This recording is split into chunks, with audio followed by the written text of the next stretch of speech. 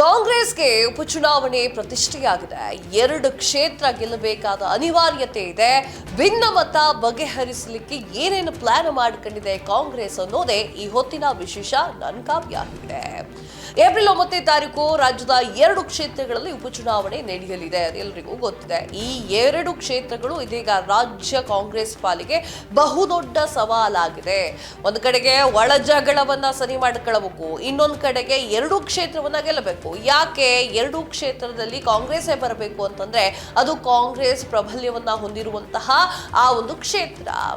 ಇಲ್ಲಿ ಒಂದು ಕಡೆಗೆ ಬಿಜೆಪಿ ಹೇಳುತ್ತಾ ಇದೆ, ಈ ಸಲ ನಾವು ಬೈ ಎಲೆಕ್ಷನ್ ನಲ್ಲಿ 2 ಕ್ಷೇತ್ರವನ್ನ ಗೆಲ್ಲಬೇಕು. ಯಾಕಂತಂದ್ರೆ 2 ಕ್ಷೇತ್ರದಲ್ಲೂ ಕೂಡ ಜನರು ನಮ್ಮ ಮೇಲೆ ಒಂಚೂರು ಪ್ರೀತಿಯನ್ನ ತೋರಿಸಬೇಕು, ಆ ಒಂದು ಕಾರಣಕ್ಕಾಗಿ ಅಂತ ಹೇಳಿ ರಾಜ್ಯದಲ್ಲಿ ಆಡಳಿತಾರೂಢ ಕಾಂಗ್ರೆಸ್ ಗೆಲುವು ಅನಿವಾರ್ಯವಾಗಿದೆ. ಕನಿಷ್ಠ ಒಂದು ಕ್ಷೇತ್ರದಲ್ಲಾದ್ರೂ ಕೂಡ ಗೆಲ್ಲಬಹುದು. ಬಿಜೆಪಿ ಜೆಡಿಎಸ್ ಮೈತ್ರಿಯ ಕೂಟದಲ್ಲಿ ಸವಾಲಾಗಿದೆ. ಇದೊಂದು ದಾವಣಗೆರೆ ಹಾಗೂ ಬಾಗಲಕೋಟೆಯಲ್ಲಿ ಕಾಂಗ್ರೆಸ್ನ ಶಾಸಕರೇ ಇದ್ರು. ಇಬ್ಬರ ನಿಧನದಿಂದಾಗಿ ಆ ಒಂದು ಕ್ಷೇತ್ರದಲ್ಲಿ ಉಪಚುನಾವಣೆ ನಡೀತಾ ಇದೆ. ಹೀಗಾಗಿ ಕಾಂಗ್ರೆಸ್ಗೆ ತನ್ನ ವಶದಲ್ಲಿದ್ದಂತಹ ಕ್ಷೇತ್ರವನ್ನ ಉಳಿಸಿಕೊಳ್ಳುವುದು ಅನಿವಾರ್ಯವಾಗಿದೆ. ಆದ್ರೆ 2 ಕ್ಷೇತ್ರಗಳಲ್ಲಿ ಭಿನ್ನಮತ ಇರೋದ್ರಿಂದ ನಿಭಾಯಿಸುವುದು ಸ್ವಲ್ಪ ಸವಾಲಿನ ಸಂಗತಿಯಾಗಿದೆ. ಡಿಸಿಎಂ ಡಿಕೆ ಶಿವಕುಮಾರ್ಗೂ ಕೂಡ ಇದೊಂಥರ ಸವಾಲಾಗಿದೆ. ವಿಪಕ್ಷಗಳ ಮೈತ್ರಿ ವಿರುದ್ಧ 2 ಕ್ಷೇತ್ರದಲ್ಲೂ ಕೂಡ ಗೆದ್ದು ತೋರಿಸಬೇಕಾಗಿರುವಂತಹ ಒತ್ತಡ ಕಾಂಗ್ರೆಸ್ ನಾಯಕರಲ್ಲಿ ಇದೆ.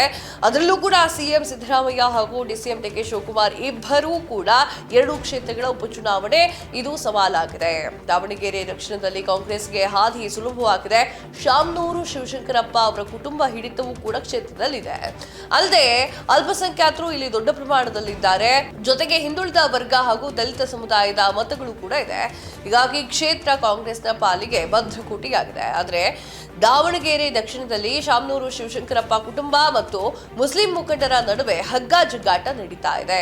ಅಬ್ದುಲ್ ಜಬ್ಬಾರ್ ಅವರು ಟಿಕೆಟ್ಗಾಗಿ ಪ್ರಯತ್ನವನ್ನ ಮಾಡ್ತಾ ಇದ್ದಾರೆ. ನನಗೆ ಕೊಡದೆ ಇದ್ರು ಓಕೆ, ಮುಸ್ಲಿಂ ಅಥವಾ ಶಾಮನೂರು ಶಿವಶಂಕರಪ್ಪ ಅವರ ಕುಟುಂಬ ಬಿಟ್ಟು ಯಾರಿಗಾದ್ರೂ ಕೊಡಿ, ಗೆಲ್ಲಿಸ್ತೇವೆ ಅಂತ ಹೇಳ್ತಾ ಇದ್ದಾರಂತೆ.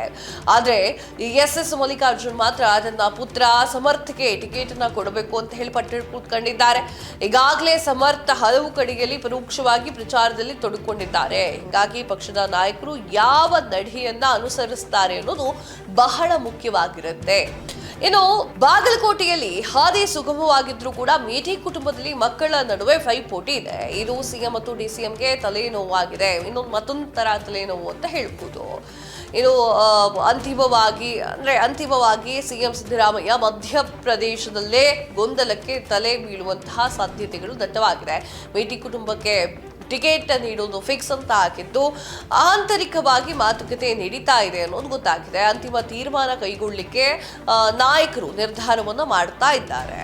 ಗೆಲ್ಲುವುದೇ ಟಾರ್ಗೆಟ್. ಒಟ್ಟಿನಲ್ಲಿ 2 ಕ್ಷೇತ್ರಗಳಲ್ಲಿ ಸಿಎಂ ಸಿದ್ದರಾಮಯ್ಯ ಅವರಿಗೆ ಪ್ರಭಾವ ಇದೆ. ಹೀಗಾಗಿ ಟಿಕೆಟ್ ವಿಚಾರವಾಗಿ ಸಿಎಂ ನಿರ್ಧಾರವು ಪ್ರಮುಖ ಪಾತ್ರವನ್ನು ವಹಿಸುತ್ತೆ. ಉಪಚುನಾವಣೆಯಲ್ಲಿ 2 ಕ್ಷೇತ್ರಗಳಲ್ಲಿ ಮತ್ತೆ ತಮ್ಮ ತೆಕ್ಕೆಗೆ ತೆಗೆದುಕೊಂಡು ಶಕ್ತಿ ಪ್ರದರ್ಶನ ಮಾಡಬೇಕಾಗಿದೆ. ಇದು ಅನಿವಾರ್ಯವಾಗಿದೆ. ಹೀಗಾಗಿ ಸಚಿವರಿಗೆ ಜವಾಬ್ದಾರಿ ಹಾಗೂ ಗೆಲ್ಲೋ ಟಾರ್ಗೆಟ್ ಅನ್ನು ನೀಡಲಾಗಿದೆ.